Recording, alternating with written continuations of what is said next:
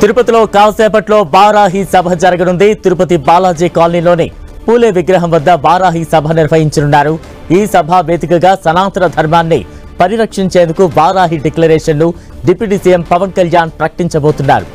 పవన్ కళ్యాణ్ దర్శన సమయంలో Varahi declaration book ను శ్రీవారి పాదాల దగ్గర ఉంచి ఆశీస్సులు పొందారు.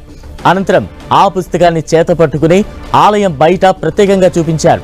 రెడ్ కలర్ లో ఉన్న ఆ బుక్ కవర్ పేజీపై పై భాగంలో ధర్మో రక్షత రక్షితః అని రాసి ఉంది.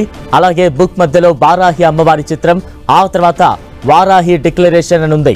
ఈ వారాహి డిక్లరేషన్ బుక్ లో ఎలాంటి అంశాలు పొందుపరిచారనే చర్చ జరుగుతోంది. పవన్ కళ్యాణ్ చేతిలో ఉన్న ఆ బుక్ గురించి అందరూ చర్చించుకుంటున్నారు. అందులో ఏముందనే ఆసక్తిగా ఎదురు చూస్తున్నారు. ఈ వారాహి డిక్లరేషన్ బుక్ ను సనాతన ధర్మానికి సంబంధించిన అంశాలతో రూపొందించినట్టుగా తెలుస్తోంది. సనాతన ధర్మ పరిరక్షణలో భాగంగా అందరినీ ఏకతాటిపైకి తీసుకురావడమే లక్ష్యంగా పవన్ కళ్యాణ్ అడుగులు వేస్తున్నట్లు సమాచారం. సనాతన ధర్మాన్ని రక్షించేందుకు మరో సంకల్పం తీసుకున్న పవన్ కళ్యాణ్ వారాహి సభను సనాతన ధర్మాన్ని పరిరక్షించేందుకు అంకితం చేయనున్నారు. సనాతన ధర్మ పరిరక్షణకు ప్రత్యేక బోర్డు ఏర్పాటు చేయాలని కోరుకునే లక్షలాది మంది స్వరాలను ప్రతిధ్వనించడమే లక్ష్యంగా వారాహి సభను నిర్వహిస్తున్నట్లు ప్రకటించారు.